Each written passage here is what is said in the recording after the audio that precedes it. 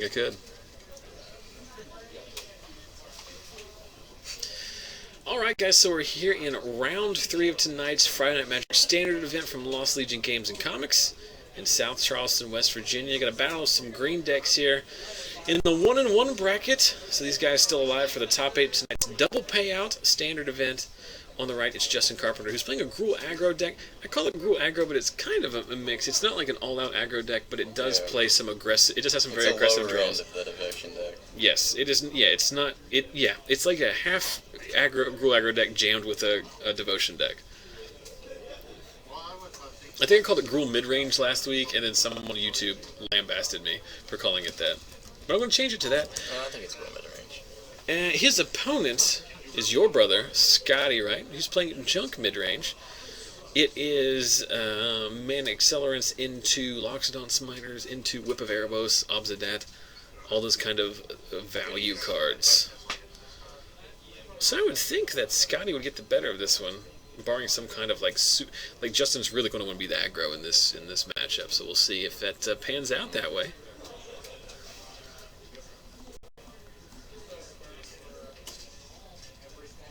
Forgot to make a little announcement about what our future match is. It's amazing when we step out for 5 minutes in between rounds. We lost 50 viewers. Really? Because people just can't get enough of my in-depth commentary. I'm talking about my haircuts.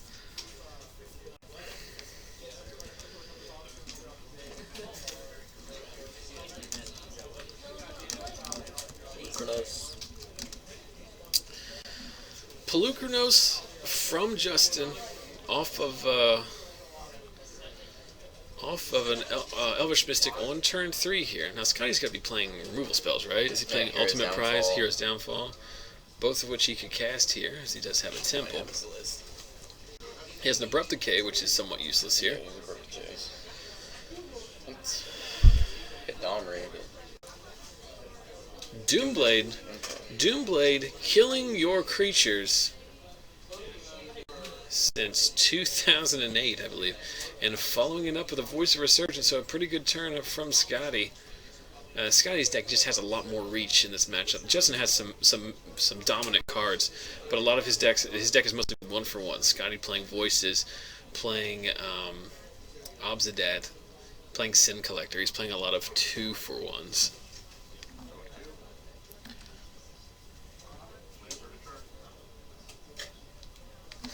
Question in the chat of whether we're doing Legacy every Wednesday now. No, we're not going to do it every Wednesday. Our Wednesday events alternate between Legacy and Modern anyway. We might try to broadcast more of them, but that will not be a regular event. I might start recording them and then posting them, but I do like to play in those events. I like coming from Modern. Modern's very fun. For Legacy. I've recently been piloting a Tezzeret control deck in Modern. Oh, you changed? I thought you were playing the Gifts. Oh, I got tired of that. Did you? And then I also started playing a Domain Zoo deck with Tribal Flames and every good creature in Magic. It's very fun to play Dark Confidant, Snapcaster Mages, Elspeth, Tarmogoyf all in the same deck. So Sin Collector, 2 cards in hand. Mizium Mortars is the card that goes away. Mortars. I don't know what card that was. Unfortunately, right into the one area where we have Glare. Yeah, there's another Mortars, I think. So I'm picking back up.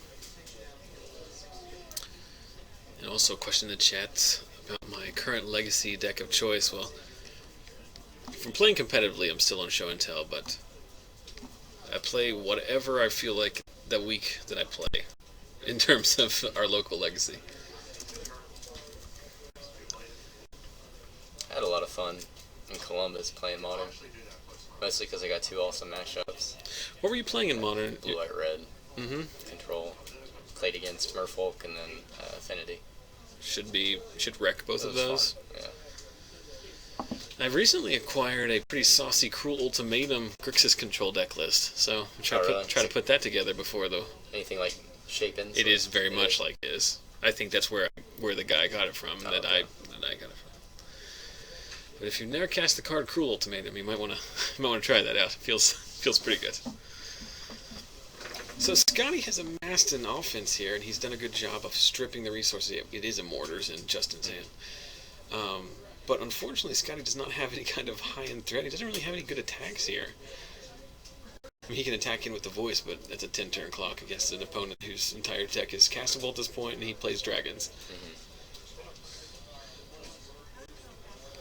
I think Scotty still has an abrupt in his hand. I don't think it's relevant here, but you probably should abrupt the. Probably should. We're just going to hardcast a Gore Clan Rampager. I think at some point you just abrupt that Voyaging Satyr just to prevent some kind of excessive mana utilization. Yeah, because there it is. He just got rid of his triple red.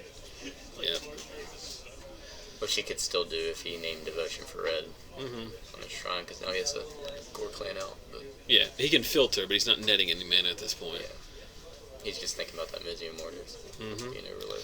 So the other card in Scotty's hand before the draw step was a Scavenging Ooze, and it looks like he just drew Obsidat as well. Why are we playing the Ooze instead of Obsidat here? He doesn't. Does he have double black? He doesn't have double black. He doesn't have, well, because the He can- temple. yeah, he can well, do he one has- of other. He has double both. Yes, you're exactly right.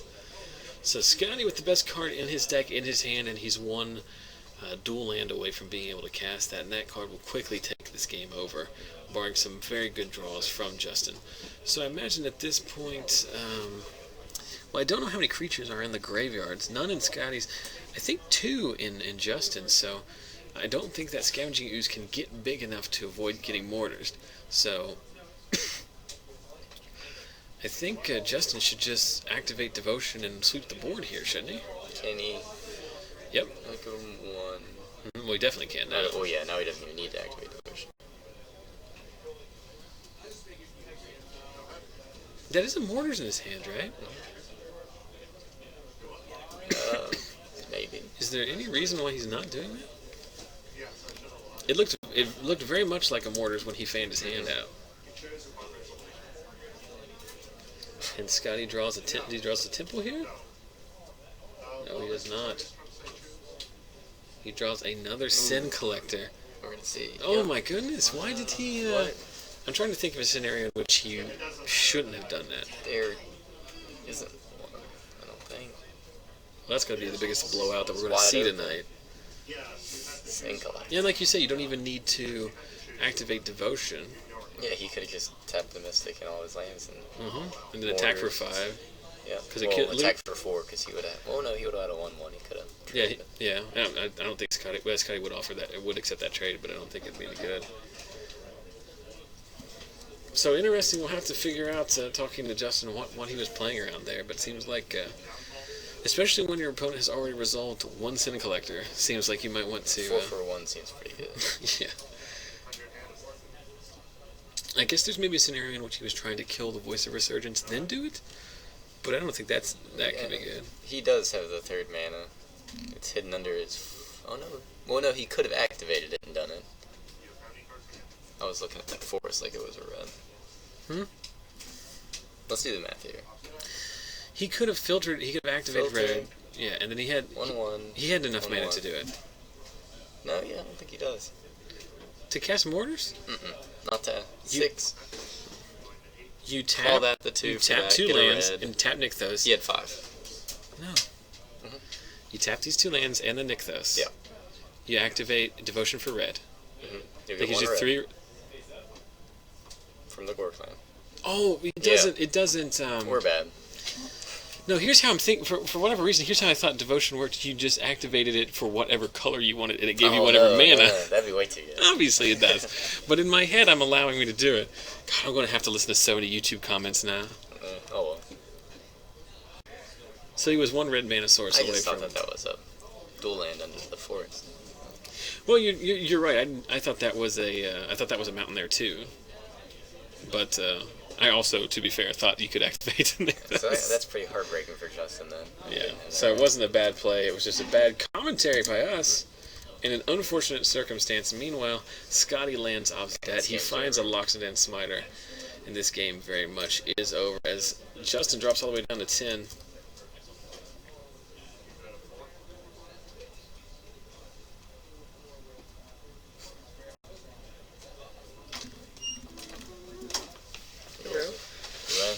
Yeah. Joseph Deal now joining us. which indicates mono red got it done in round 3 for him. We see a Desperation Domri here. Let's tick it up. And miss just for the rub ends. Probably a Domri. Probably another Domri. Probably a land, actually. Yeah.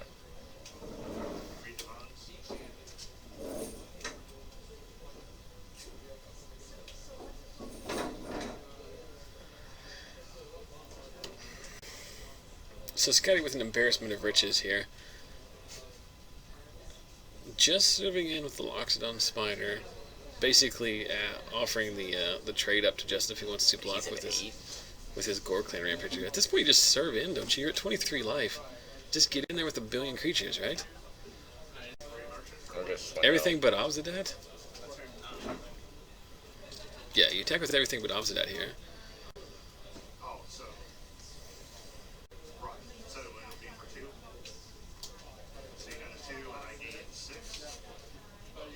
Is this an opportunity? Is this the chance where Scotty starts outthinking himself? He just doesn't like... I don't think he likes just attacking into creatures. You know, when you teach someone to play Magic, the early novice players, they never attack or block in a situation in which they might lose a creature. If there's a chance that they could attack and lose any creature, they won't do it.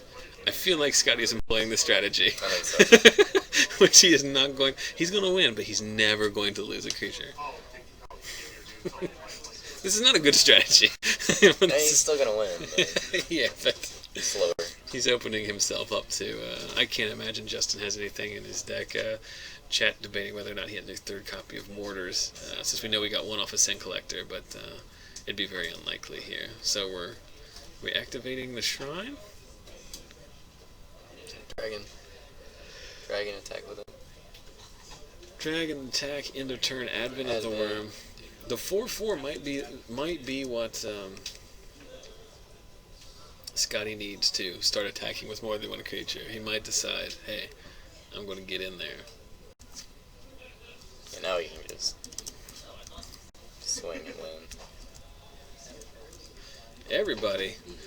Everybody comes in, so a very unfortunate circumstance in which Justin is just one red mana source away from being able to Overlord of Mortars and change the outcome of that game drastically. Despite my assertion that he should have done it anyway and somehow decided not to, because I don't understand how devotion works, nor can we correctly identify basic forest. We think it's a basic mountain, so apologies for that. Somebody else out there? I've been beat on him. No, coach. Let him go back in. He can do it. It smells like pizza out there. I'm not going to lie. I'm on board with that. I did have some mozzarella sticks. For those of you who've watched for a long time, you'll know that connected to this building, literally sharing a breezeway with Lost Legion Games and Comics in South Charleston, is Happy Days Cafe, which is a Greasy Spoon diner next door. Which will, if you go over there and order their food, they will bring it into the store. That's I made awesome. sure, I don't usually eat over there, but I did tonight want some mozzarella sticks. I don't know, just jonesing for mozzarella sticks. And I made sure to say, hey, I really appreciate that you bring this food over. I know people don't tell you that, but like, it's very nice. So that's one of the perks of here. Plus you can walk to like 5 different Asian restaurants. Yeah. I think it is exactly 5. Meanwhile, we finally started off here in Game 2. Justin Carpenter, unfortunately, mulling to 4 on the play. And then there's 2 buffets. But he does find a turn 1 And then Elvish there's like the Asian Mystic. supermarket. It counts. It's You can buy Asian food there. It's the faux place, yen sandwiches, main 10, Taste of Asia, And then the Asian supermarket. You can buy Asian food there. It's an Asian It's the supermarket. Chinatown of South Charleston. Yeah, I mean, like... Little Chinatown. And then...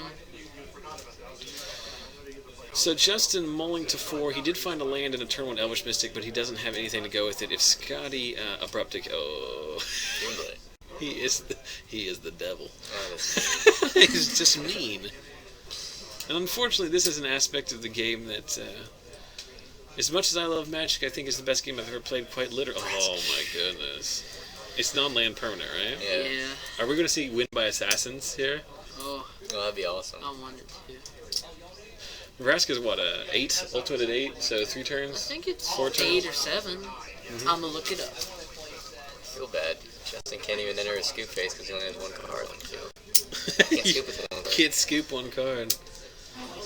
Well, this is very unfortunate, but it is a part of the game we play. As long as it's only a couple games like that per every couple weeks. Yeah, and as long as it doesn't happen to me, Yep. it's alright. Sin Collector you.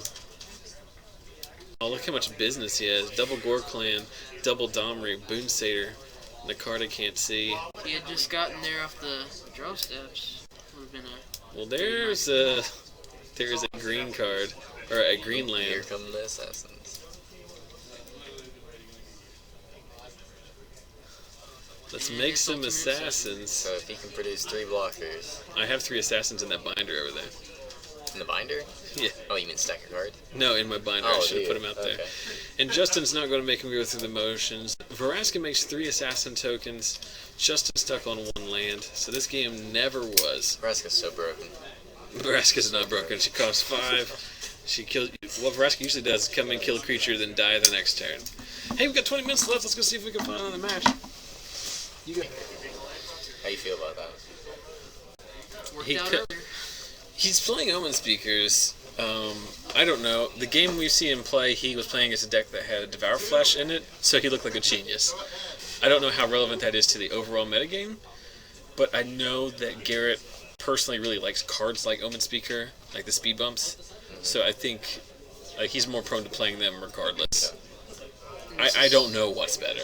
This is also in this Devour Flesh. Yeah, and in this metagame with everyone playing Fire Drinker Satyr, Pretty good. it's probably better. I don't think it's better in a vacuum. I probably play the Charm. Yeah. But I think he's just playing it here. So turn 1 Thoughtseize, revealing Thoughtseize Garrett's Omen own Thoughtseize. Shrine, D-Sphere, and a JCOT. There's an argument in this matchup to wait to cast your Thoughtseize, like the turn before a relevant spell hits, like turn 3 to get the Jace, or the turn 5 to get the Elspeth or Aetherling. That's something that I think that often goes unlooked. So Garrett, Miracling a Plains. Well, he had the Godless Shrine anyway. Yeah, I know, just untap. Yen deciding to show him Precinct Captain for God knows why. 1 on top, 1 on bottom. So Yen going to play a Plains into a Precinct Captain. This is Black-White Control deck, which Yen was playing Black-White Control before the Pro Tour, but after the Pro Tour he kind of begrudgingly started to add some of the other cards. He's not playing Soldier of the Pantheon, but he is playing Precinct Captain, which has an interesting spot of being good against the control decks and good against the aggro decks, since it's 2-power first strike blanks a lot of attacking creatures. And then Yen lands in Underworld Connections on one of his swamps, which is going to be huge here. Coming down. Yep. Yeah. Underworld Connection is pretty important in this matchup as we're just grinding resources here. The most important card in this matchup, obviously, is Sphinx's Revelation, which is the difference between these two decks. Yen actually needs to be the offensive in this. He needs to be the beatdown here, but I'm not sure he has the draw for that. I think what Yen needs is more cowbell. That's a good point, Joseph, and we'll take that into consideration. Scrying with the Temple, looks like Yen has a Desecration Demon in his hand, but he does not have the 4th land untapped to cast it. Thinking a lot about this card on top via Scry, eventually shoving it to the bottom. We see Yen's hand is land, demon. No, he did have a 5th or 4th land untapped, but choosing to get back his Underworld Connections that turn and Scry to set up the demon next turn, or possibly Obsidat. So JCOT splitting what? A land and 2 lands and a Blood Baron. Blood Baron 1 on the bottom. Oh, so he's taking the lands here. Interesting. So Yen drawing a card off of his Underworld Connections. We're going to see Obsidat here, right? Ian Strachey's Pokemon. Yes, you are correct. In the ambient background noise, you did hear one Ian Strachey say, "I'm like a Pokemon. I got to collect them all." And he likes to party. If there's anything, were you watching that on the stream that week? We talked about Ian Strachey likes to party. We talked about whether or not he was at the club making it rain, and whether or not that situation constitutes getting one swerve on. That's pretty fun.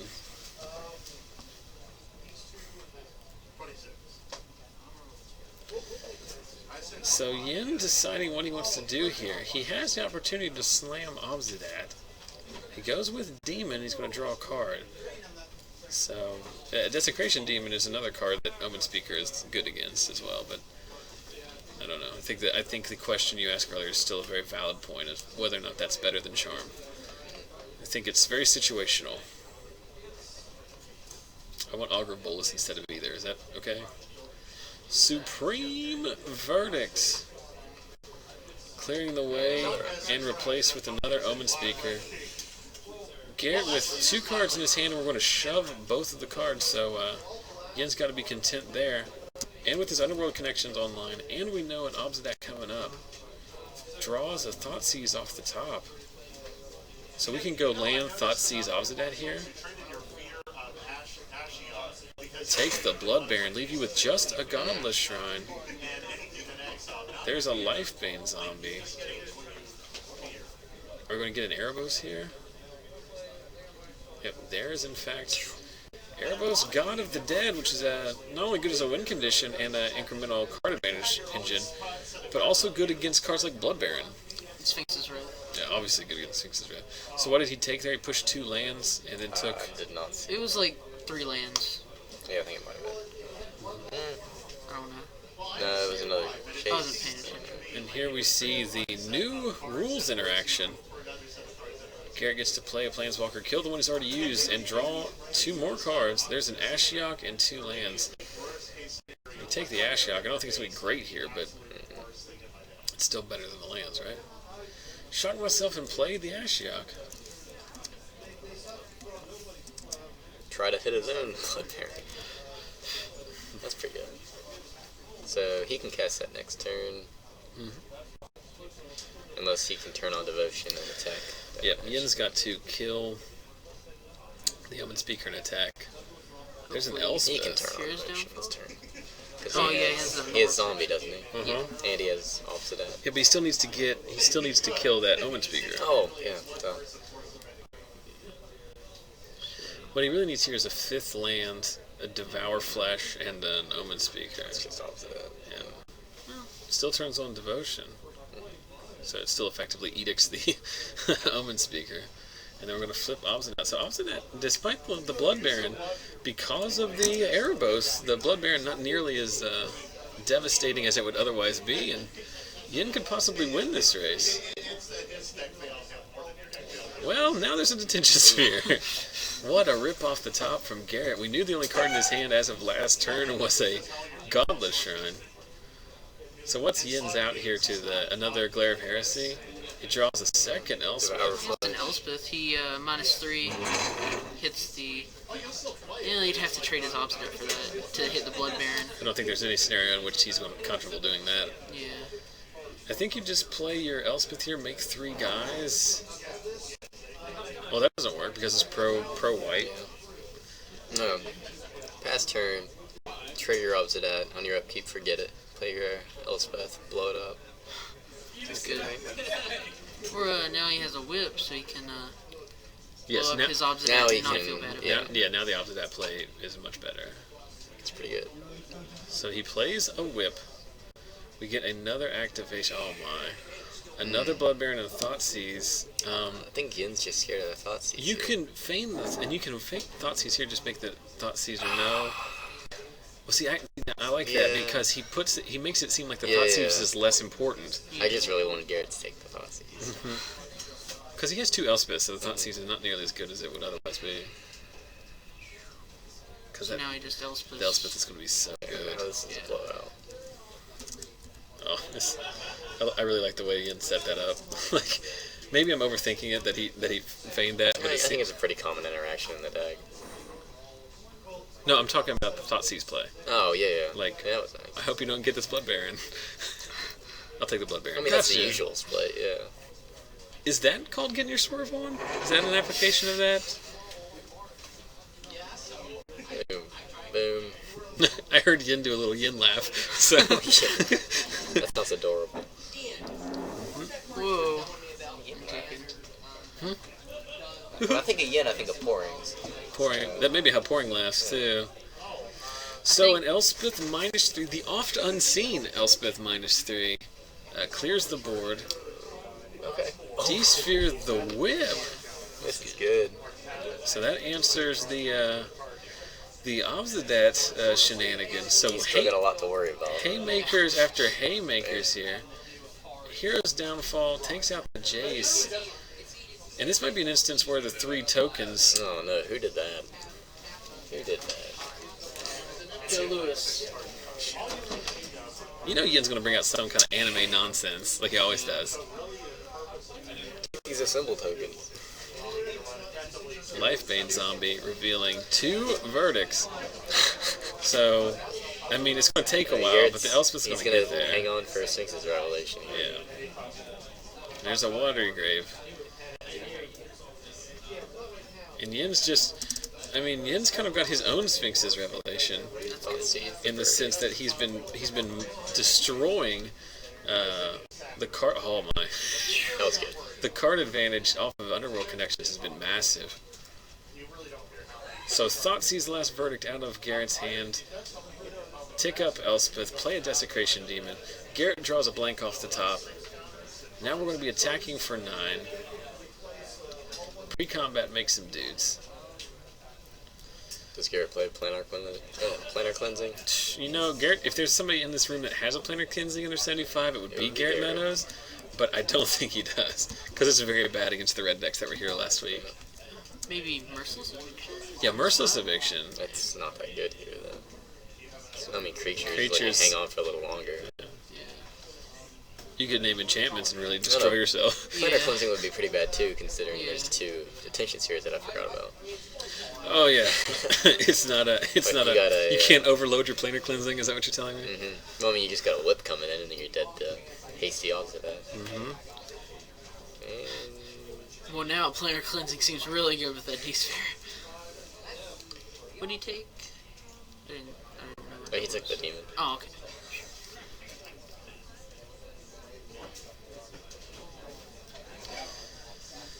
So there's a Sin Collector. Gotcha, it's just an island. But I am going to play my own Blood Baron here. But actually, you don't play the Blood Baron, you just grind out these tokens until Garrett deals with it. No point in overloading into the potential sweeper that fogs for a turn. Serve in with all these guys. Knock Garrett down to 1. He's going to draw a card. Extend the hand. Because there's not a sequence of cards he can draw that gets him out of this mess. For 5, 6, and Miracle Godless Shrine off the top, it looks like. So, Yen Wouldn't that be moves to 3-0. Glare of Heresy, Joseph Deal. With bad pun of the night. So congratulations, Yen, for moving to undefeated at 3-0. And congratulations, Joseph Deal, for making a joke that my dad would have made. Oh.